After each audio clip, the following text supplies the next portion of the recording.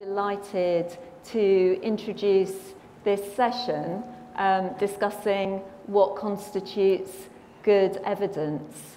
Now, I'd like to start by giving you a quote, and it's a quote that the Civil Society Minister, Nigel Hutchinson, actually said at an event last week.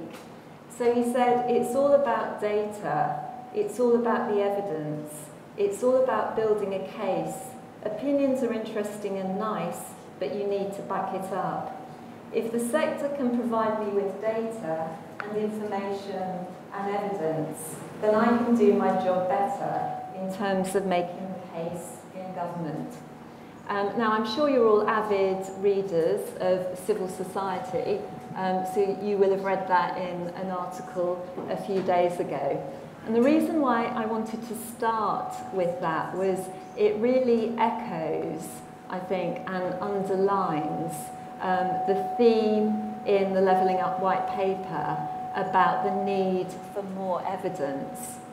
And I think the thing that's really struck me recently in conversations with officials is it's not just about more evidence, there's a real call for better evidence and evidence that meets a higher evidence standard.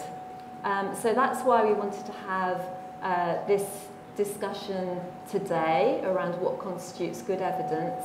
And I think the real focus is what constitutes good evidence from the perspective of government. So what sort of evidence do we need to provide in order to effectively influence government policy and practice? And we've got three brilliant speakers who are going to help us address that question. So I'm going to introduce all three of the speakers in one go, and then we're going to go straight into presentations, and I hope there'll be a reasonable amount of time for questions, both from the online audience and you with us here in the room. Right, so introducing the speakers in the order that they will present. Peter Wells is Professor of Public Policy Analysis and Evaluation at the Centre for Regional Economic and Social Research, CRESR, at Sheffield Hallam University. Professor David Halpern is Chief Executive, Behavioural Insights Team and National What Works Advisor. So, Peter, if you could start us off, that would be brilliant. And I think you're going to give us some of the sort of context and history around government's approach to evaluation. Great. So, like others you've heard from today, I was also involved in the evaluation of the New Deal for Communities programme with Pete Tyler and others. We were doing a number of the longitudinal studies, looking at the data, what changed in those areas. So I'll draw a little bit on that, but I also kind of want to very much give a sort of modern, sort of up-to-date flavour of the implications of community renewal, community regeneration, what evidence there is. I think a first point, and something just to sort of bear in mind is, and Andy Burnham touched on this earlier, is the sort of plausibility of what effects we might expect from interventions, from investment in social infrastructure. So if you imagine New Deal for Communities amounted to about £500 per person, per resident, per year over a 10-year period. So in the context of the 2000s, relatively high level of public spending, that's around 10% of spend in the public sector on areas such as education, health, the police, and so on. So relatively significant share, but a real high watermark, both in public spend overall and also in regeneration spending. Obviously, the context has markedly changed since then, but I think it's also important to place that in context of what the major foundational issues, fundamentals which are going on in the economy, what levels of income, funding, money is leaving those geographic communities, often through relatively low wage employment and so on and so forth. So I think just a first point would be a sort of a test of plausibility. I think the other key points I'm going to make five other points. One is around thinking about both interventions and evidence around interventions as being absolutely critical, but also thinking about systems which might be at work within neighbourhoods. So engagement with health and social care system, engagement with the criminal justice system, engagement with education, not thinking about individual interventions. Really important to get evidence on those and to drive that up, but also to think about often the social infrastructure interventions being really complex. Very difficult to identify at a small scale what works for whom and where. So I think just a balance in terms of standards of evidence and the type of approach to marshalling the evidence. We saw a little bit of that earlier today in terms of the presentation from Frontier Economics about what works and a more plural account of the benefits of social infrastructure schemes. I think the third thing I'd just draw then is what types of evidence are we looking at? And we looked at community voice, everything from how we engage communities, residents in decisions, and what's important for residents in that decision making, and how that mirrors and how that engages and talks to, you know, some of the data we heard earlier from Stefan or from previous evaluation studies. So a key point there, for example, New Deal for Communities set off with a whole range of public service type indicators to achieve. One of its biggest changes in terms of an individual outcome wasn't actually there at the start of the programme, and that was improvements in mental health. One of the key things that changed for residents in New Deal for Communities areas is improvements in mental health, investment in community, investment in being heard, investment in the physical assets, the estate, the green space, improve mental health. It wasn't there as an original target. We've got to be aware that some things will change in areas dynamically, which we're not setting out to measure right from the start. Third point, just around social infrastructure. One of the things we found, again, going back to New Deal for Communities, some things didn't happen, and I've gone back and had a look at the reports, is where some partnerships really struggled, was where social infrastructure was weak. So one of the key foci of local trust is to develop that capacity in community.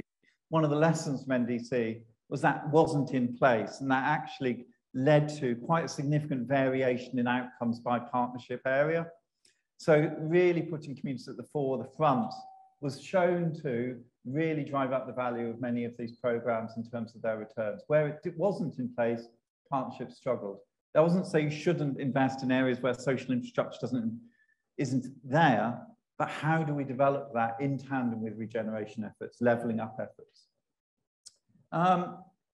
Fourth point, just around reflecting on the sort of spectrum of evidence that exists from the What Works Centre for Local Growth right through to the foundation economics approach, through to sort of more sort of living testimony of communities. Just to kind of reflect that, as Pete Tyler emphasised this morning, and also Sarah in her presentation, the value of taking quite a plural approach to looking at an area level, and the area level change over time is really important. Sometimes not picked up in the evidence standards, which particular What Works centres have set. They've set a particular approach looking at particular types of evidence, and that's not necessarily always been helpful. And that's excluded an attempt to kind of revisit a need to invest in social infrastructure. So there has been a certain partial approach, which I think we just need to be quite wary of going forward. A final point for handing on is just to think about great evidence, and we talked a lot about the great data earlier on. How does that get used? Does it just sit in, on dusty shelves? Is it just remain in rooms like this? How does it actually become manifest in changing spending patterns that, people like Andy Burnham were talking about earlier? How does it get used by communities? There seems to be this huge disconnect at the moment. And I think there's a scope here for, an organisation such as Local Trust, potentially others, really to come together and not simply be the sort of what works centre in this space, but really extending that through their reach into what neighbourhoods, what local authorities, what combined authorities need to draw on the right evidence, on evidence that works. I think that's a key gap and something we've perhaps not discussed enough today. I think it's the purpose of this session, is think about what do we do with all this data? What do we do with this evidence? How is it used? How do we develop the next sort of cadre of professionals addressing these issues? I think the final issue, just as sort of final reflections, is I think we also need to be incredibly mindful of diversity in the work we're doing. I think there is a reflection on the discussion today, is that diversity is absolutely critical, and thinking about both across ethnicity, those particular people with different health needs, and across age is absolutely critical in this. I think there are risks also of evidence sort of being coming at an academic debate. And I think it needs to be much more plural and much more opened up. Thank you very much.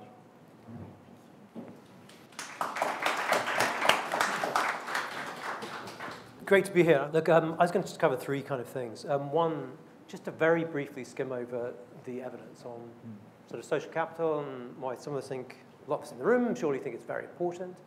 I'll talk a little bit about what works. If you haven't heard about it, certainly beyond the kind of everyday phrase, what are these institutions that have been built over the last 10 years, but then also talk about how do they come together, what do you next with respect to this kind of issue, what works with respect to, basically, if you like, community building, social capital.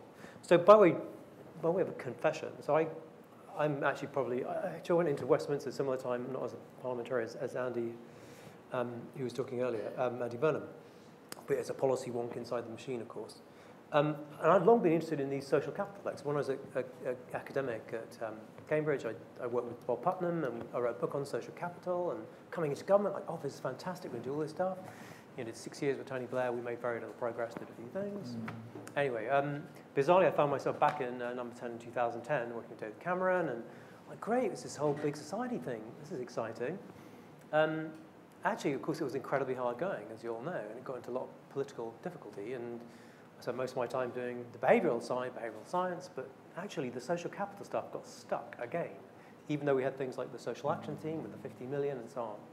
So why is it? On the face of it, there's this, compared to many policy areas, really good evidence in the sense that there's lots of very strongly suggestive evidence. This stuff really, really matters. So if you build it into, you're trying to predict national economic growth rates, how fast the country will grow economically, social capital variables, like the simple variable, national level, do you think other people can be trusted, is a better predictor of your growth rate forward than your level of human capital and your skills. We have whole departments in every country on skills and education, but we don't have a social capital department, right? We've got DCMS and a few bits and pieces. We see it at meso level. We see all kinds of effects. We see the impacts on, going back to Bob Putnam's work on the efficacy of governance, where you got high social trust and social capital. You tend to get good citizens who recycle when you ask them nicely because they can see their neighbors doing it and they pay their taxes and all kinds of good things happen. Lower crime, higher educational attainment, health effects. Health effects are massive, right? Kind of learned Holstock work on social isolation. So that social isolation has the same negative impact as smoking 15 cigarettes a day. Everyone knows it, meta-analysis.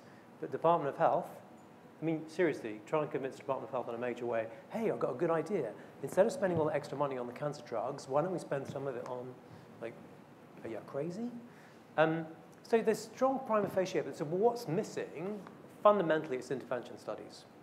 Intervention studies which also document the causality and the active ingredient, and if the Treasury really were persuaded to spend X, they would get Y. Not just in terms of economic outputs, but all the rest of it. They just aren't strong enough to win the argument, despite that wider periphery of strong evidence. So I'll kind of come back to that at the end, but that is fundamentally where we're at, and we need to do something about it. What are what works centers, for those who haven't heard about them? Hey, it's a really radical idea. Wouldn't it be a good idea to do what works in government as opposed to what doesn't? Government spends about, in the UK alone, £1 trillion a year. We don't know if are we spending on the right things or not? And the dirty truth is, in most areas, not just this area, we have no idea. Because we literally don't have any idea. Why? Because the lack of intervention studies, in fact, is almost everywhere. So there are some areas where there's a tradition of doing it, like when you go to your doctor and they say, well, you got this rash, you should take this pill. There's some evidence normally behind that. But historically, when you drop your kids off at school and they're going to be taught trigonometry, why do you think that's the right or wrong way of teaching maths, right?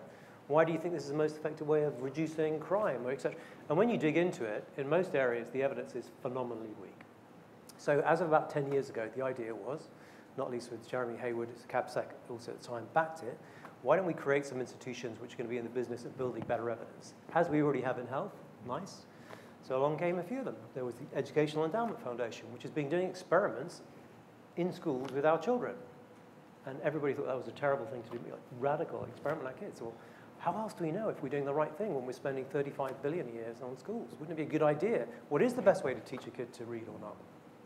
So it's actually done experiments, heading to about 2 million kids now in Britain have taken part in experiments. And the world didn't end, and there's now an evidence base. We're starting to do it in other areas like crime and so on. There are 14 What Works centres now in Britain. They're very uneven in their resources, but they basically are about doing the slog of actually testing if we do this or if we do this, if we say this to the 15-year-old or this to the 15-year-old, is there one way or better or worse than doing it? One of the things you find is loads of things you think will work turn out not to be very effective.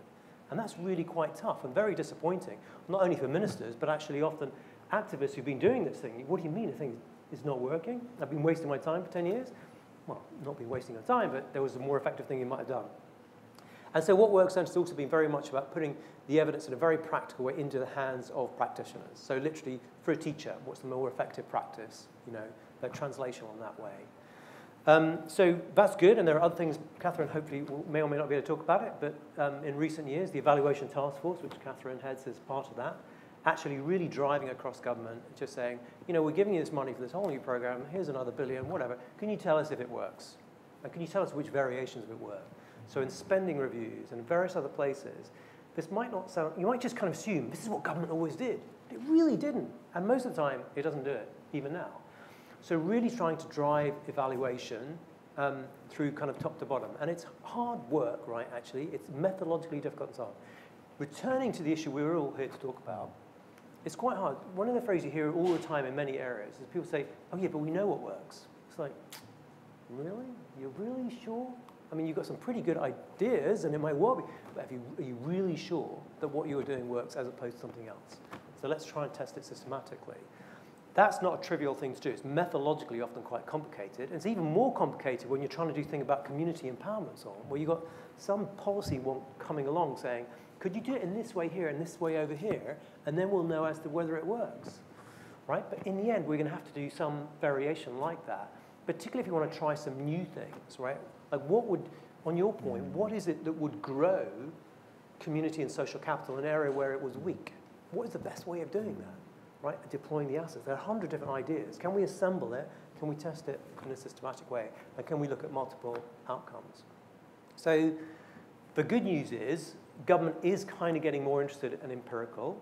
We also, in the white paper, the Levelling Up white paper, not least because of people like Andy Haldane, it's got a very strong emphasis actually there around evaluation, right, across the piece on lots of areas, which is something which that department hasn't done for a long time. So you've got pressure from the Treasury, you've got some resources in the centre. Hopefully some communities who like to find out the answer to that, right? If we can put these pieces together, we can finally assemble it. And hey presto, it might be we won't hear what we want to hear, and probably some precious things we think are great turn out not to work very well. But given the background, it's pretty likely we'll find some things which not only do they work, they are so much more powerful than lots of other things we're spending money on doing. And we think, oh my God, why didn't we do it years ago? But, so, I know it's a bit boring maybe for some, but God, we need that evidence. We so need it. Brilliant. Thank you very much.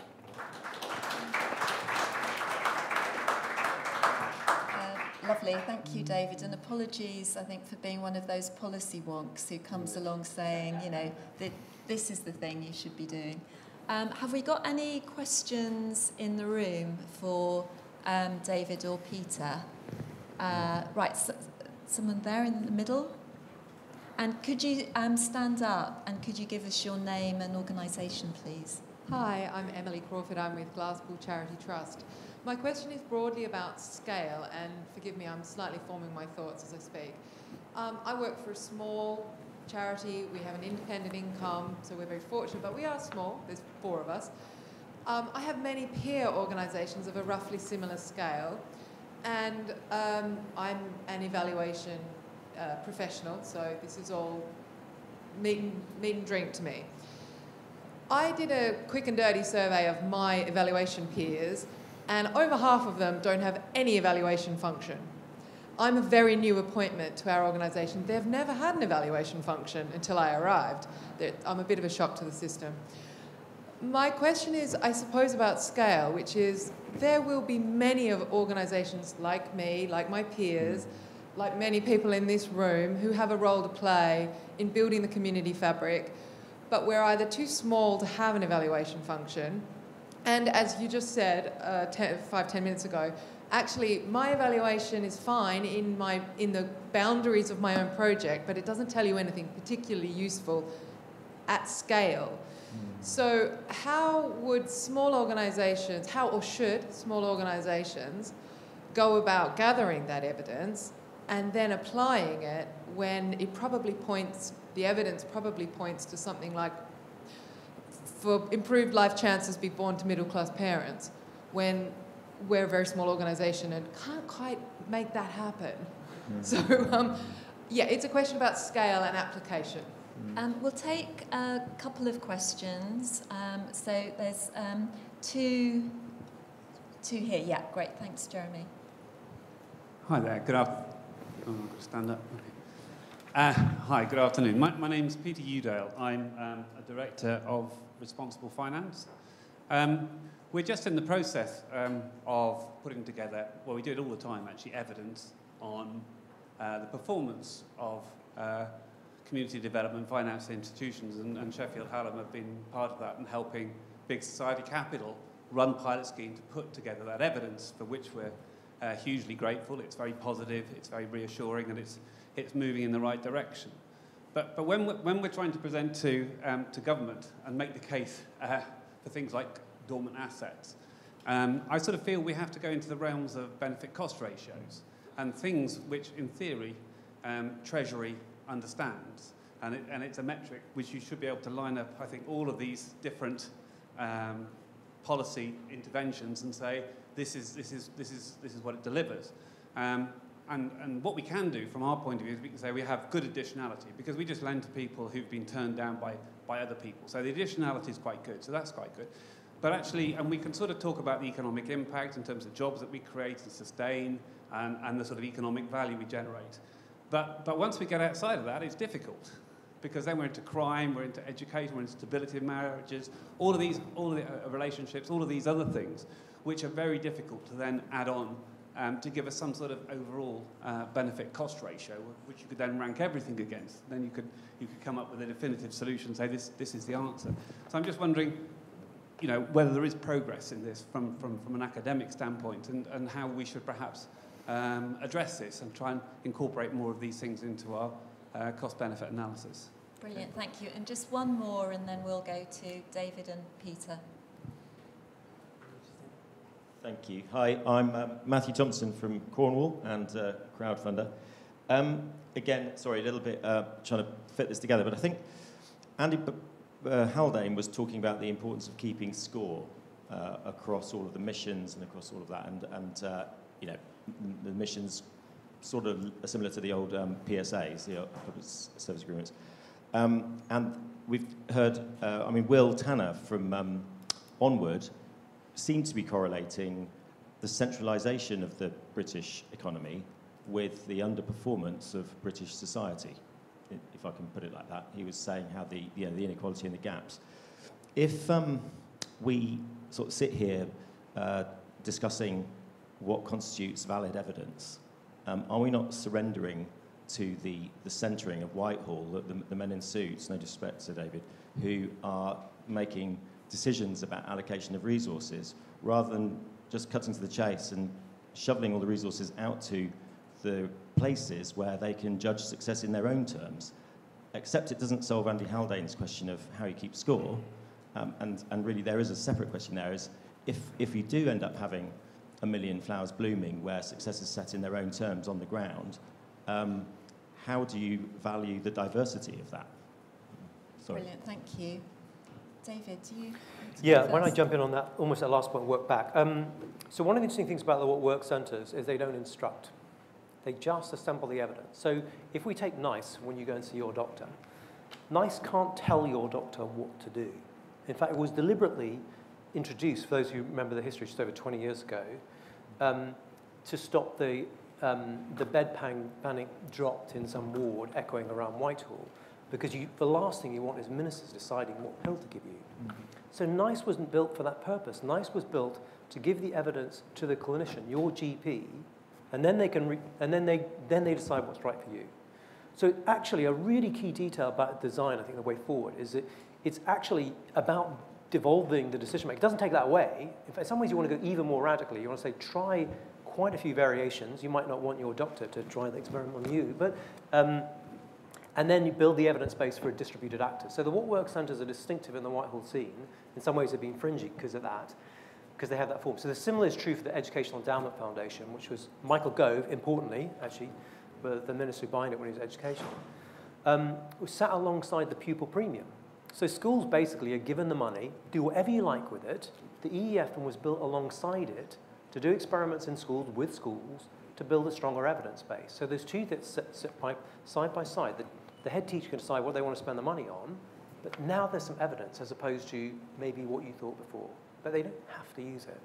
So I think that is not a bad, way forward. And the same conversation I have with DLUC officials. So you'll gather, my role as national advisor, I'm sort of half in, half out, so I get to be rude about things, hopefully constructive, but is to say to the department, your role here is not to get the evidence because you need it in DLUC or Whitehall. Who cares? I mean, that's a nice thing to have, help to persuade Treasury, but it's really so that if Manchester does something amazing in some neighbourhood that is bucking the trend and it looks like, oh my God, these people are helping each other in some amazing way, I mean, knock-on consequences, wouldn't everyone else want to know that? It's actually about lateral learning. So it actually should double down, in my view, on simultaneously on two fronts, which is to give the resource of the assets as much as possible, in a slightly structured way, fine, with some support, to create more and more interesting innovations occurring. But the quid pro quo is, we want to know if it works. So what's the evaluation support you can build in, and I'll pick on this point about small organizations, in order to know, because that's the most precious thing, particularly given that, seriously, when you look at it, most things that you think will work don't. Educational Endowment Foundation reviewed every single piece of educational evidence, then comes up with a list of candidate things to test. It's various schools. It tests 30 or 40 schools at once. Only about 1 in 4 things, which it then systematically tested, did actually work better than control, right? So it's quite tough. Which is, again, why you want to pool your assets, because if you think about it from the local politics point of view as well, like, great, so you're telling me I should do this thing, I've got to do this evaluation thing, it's going to be a bit of a pain, because someone's going to turn up, some academic, and say, can you do it in the following way? And then chances are, my pressure scheme you're going to tell me isn't going to work. Like, really? It's a public good, right? That's why we should construct it in that way. On the point about some of the, by the way, keeping score, one of my worries about keeping score, of course you should do it overall, but if all you do is just track the overall things, it's not telling you about the causality or which was the magic thing that happened. So it requires something which in some ways is more detailed and more intrusive, but actually more informative, right, to tell you what works.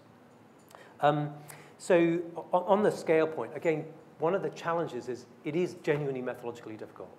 So if you're doing an intervention in a particular place with a small group of people, and you're probably a super talented, amazing person, right? If I go and do it somewhere else with a different group, will it work or will it not? So Steve Aos, for example, who was this fantastic guy who was in Washington State, who did this amazing kind of what works thing in the US, was very influential.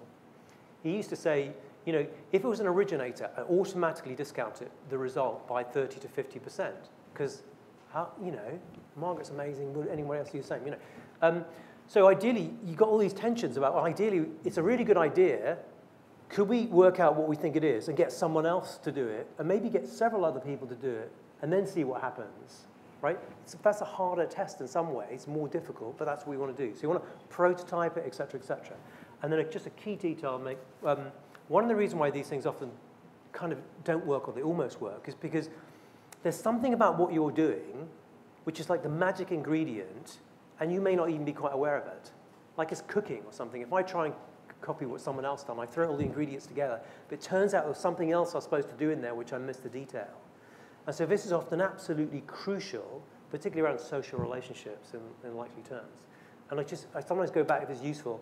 One of the most famous early examples of an intervention study, which is on scurvy and lemons that most people know. And in medicine, everyone talks about it, you know, like, oh my God, it's brilliant. James Lind, first published randomized controlled trials.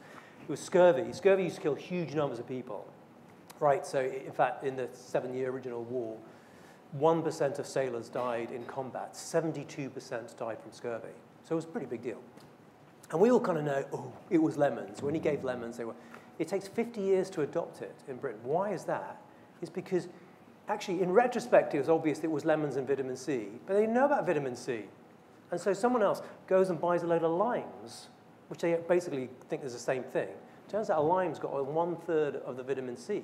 So if you give limes, it doesn't work. So you're like, oh, that bloke James Lind, that was rubbish about lemons. It wasn't, you know what I mean? And so you've got some version of that. It's like, what are you doing? What's this community activist doing in a very particular way? And you have to get to that level of detail, which of course Whitehall's a million miles away. So it's difficult stuff, but that's what we've got to reach into. Thanks, David. Great questions. I think one of the things that we should be quite mindful of is not waiting for the perfect solution to come. And I think it's what you're saying is there's a good enough evidence by rules of thumb to get on with a lot of this work, to believe that social infrastructure is a key determinant for opening up other things. One of the things we did on NDC was, alongside sort of 7 key reports, which did all the impact stuff, all the comparative stuff of comparing NDC outcomes to other areas, was 160-odd implementation guides. From everything from how to do local elections through to how do neighbourhood wardens work to community engagement. So there's a lot there.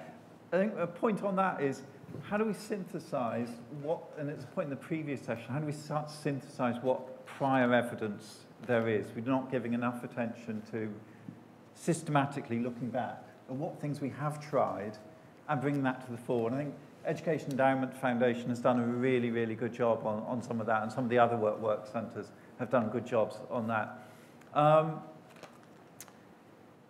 So I think there's something around that. I think there's something about looking at innovative activities as well. What's new that's coming along? What could unlock things that we really need to test? And we might need to work with X organisation who's got an appetite for evaluation to actually really explore that, accepting some of the caveats around context and other areas which we can assess and measure. So I think there's something about where do we put our efforts in this agenda as well. On the benefit cost ratios, I do think there's a lot of work that's already been done, particularly around responsible finance. You're going to get quite a long way, and having some insight into what my colleagues have done on that, I think there's already a good, sufficient evidence base. I think the challenge is to what, almost what decimal place do you want to go? What degree of accuracy and requirement do you need on that? So I do think, just coming back, I think there's a big piece to be done around utilisation of evidence. Some of the work that NICE and the Education Endowment Foundation have done, yes, they stand back. They're independent. But they also have a much clearer pathway, perhaps, to the way in which evidence is utilised by doctors, when you go to the doctor, by schools. There's a much clearer evidence pathway to that utilisation. School heads, for example, you're going to talk to school head, opening, we're informed by evidence. What does that mean? Oh, we might scan a number of these studies. But they also have to take into account other considerations. And I think there is a bit of a corollary there with volunteer. You have to be minded of the evidence, but you also have to manage that with your stakeholders. This isn't, a sort of black box where you're designing the experiment every day. Thank you. Brilliant, thank you. We've got time, I think, for one more question. Is there a burning question? So we've got Margaret over there. Yeah, we can maybe try taking 2, and there's a gentleman nearer the back for afterwards. Thank you. Okay, Margaret. Margaret Jackson. I'm a rep for local trust and a community economic development consultant, I suppose. And I was also a director of an NDC at one time, and then ended up doing an evaluation of the sustainability plans for NDCs at one point. So I'm going to ask something a little bit controversial and saying, are we expecting too much or placing too much emphasis on data? Because in my experience, it's often actually making an impact is the art of the possible. It's dependent on community, parish politics, whatever, and the ambition and vision of the place. And I think I don't have experience of all 150 big local areas, but a fair few. And I think probably you could try exactly the same thing in all 150 areas, and you'd get a different result. So that my question is, how are we placing too much emphasis or setting the bar too high? Lovely, thank you, Margaret. And Jeremy, the gentleman. Thank you. My name's Andy Darren. I'm the Chief Exec for the Groundwork Trust in the North West. We're a sort of middle-sized charity, and we really must do better around data. This is a fascinating discussion, really informative for me in terms of wrestling with that challenge ourselves. But the nice discussion, so a quick question at the end really, the nice discussion in creating something like that around social value or social impact, social capital, does that stifle innovation though? Is that, so when it comes to the third sector and how important that sector is in innovating or helping communities to innovate solutions, and accessing the kind of funding what we've been talking about today in terms of levelling up, and the controls around what works then dictates what's bought, which sounds right, but that stifles the innovation that comes out of those sort of smaller creative solutions that we're developing. You know, we're helping communities to take forward their visions all the time, really. So it's just a question on that. But so I did say a bit quick. But the second part to that as well is, it feels like organisations like mine, working with communities, pick up the burden of proving that what we're trying to do works, which again sounds right. But when there's a lot of us that are small, not really doing that effectively, I think that's an offer from us to say, come and see our work and help us do that properly, really.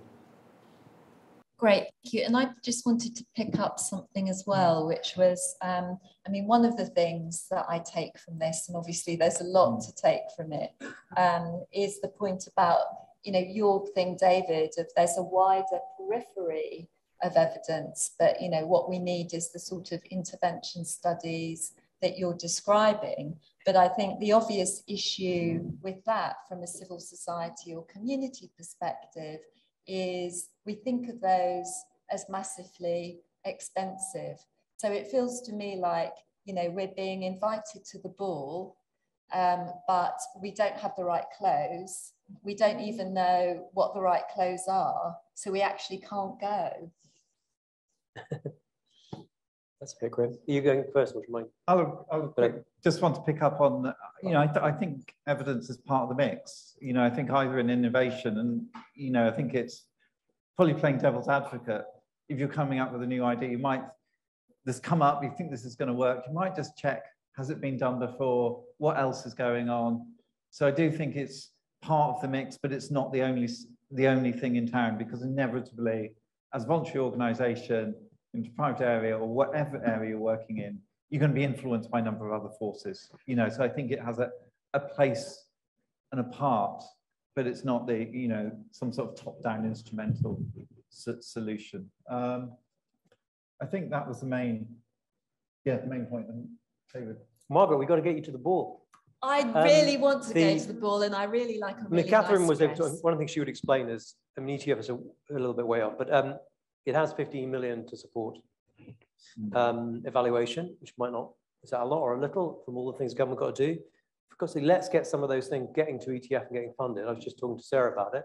which are from DCMS in some of these spaces. Now, everybody can have their own, lots of little variations. And so you are going to take a bet on, in this community, which are the ones which you really think you can take a bet on. We're pretty confident in this and particularly think might be replicable.